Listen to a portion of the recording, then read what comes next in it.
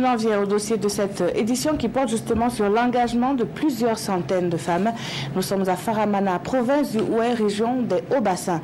La localité située à une centaine de kilomètres de Bobo-Dioulasso est connue pour sa production d'oignons sur une superficie de 120 hectares. La production se chiffre à près de 23 000 tonnes et derrière ces chiffres, environ 300 productrices qui font vivre la commune à travers cette activité. C'est un focus que nous proposent Martin Zerbo et Karim Sissé. Faramana, une localité célèbre de par sa production d'oignons dans la région des Hauts-Bassins. À elle seule, cette commune produit en moyenne 23 000 tonnes d'oignons rien qu'en saison sèche.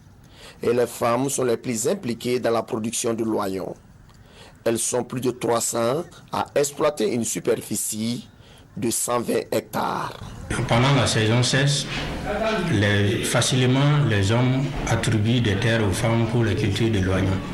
Ça c'est un. Et quand vous prenez la culture de l'oignon, c'est une activité commerciale, c'est une activité qui est plus pratiquée par les femmes dans la commune de Faramana. Il y a un sang familial qui est là, mais après ça, chacun aussi a le droit de se débrouiller avec une portion de terre pour cultiver. Donc du coup, ça donne la chance à tout le monde, hommes comme femmes, de pouvoir cultiver l'oignon dans la commune de Faramana. Safoura Sako est l'une de ses productrices. Cette année, elle a emblavé un demi-hectare en oignons. Après 3 mois de dur labeur, l'heure est aujourd'hui à la récolte. Cette année aussi, c'est le même niveau que j'ai fait. Comme il y a fait des moyens aussi. Donc, c'est demi-hectare que j'ai fait cette année aussi. Bon, cette année, en tout cas, je compte avoir plus que 100 sacs. Je compte avoir aussi plus de 500 000 aussi.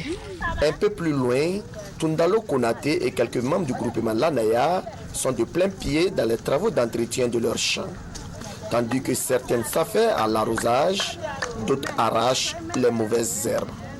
Cette année, notre groupement a produit 2 hectares. On peut avoir 2 à 4 millions, si ça donne bien. Cette activité qui occupe les femmes dans cette commune frontalière du Mali est devenue au fil des années un gagne-pain pour bon nombre d'entre elles. Un gagne-pain qui leur permet de réaliser non seulement leurs projets, mais aussi d'épauler leur mari.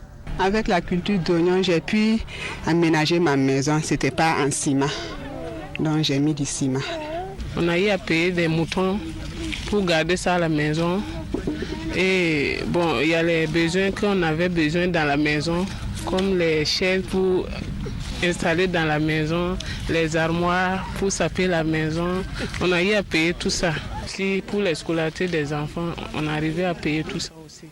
Au dire des uns et des autres, la production de l'oignon pourrait avoir des retombées financières plus importantes pour les femmes si certaines contraintes étaient levées. À notre niveau, la difficulté, c'est à faire des semences et puis les engrais et les marchés aussi. Puisque le prix, là, c'est ceux qui viennent payer l'oignon qui nous fixent le prix. Donc, s'il vient et dit on va payer à tel prix là, donc toi, tu n'as pas le choix parce que tu ne connais pas un autre marché que tu vas vendre.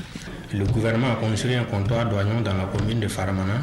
Ce que nous allons demander au gouvernement, c'est d'accélérer la construction de ces comptoirs d'oignons pour que dorénavant, les producteurs de la commune de Faramana puissent amener leurs oignons au niveau du comptoir. Dans ce mois, c'est nous allons fixer notre prix et de concert avec nous, l'ensemble des producteurs de la commune, et nous allons vendre au prix que nous souhaitons. Car cela ne tienne, les femmes de Faramana ne s'avouent pas vaincues.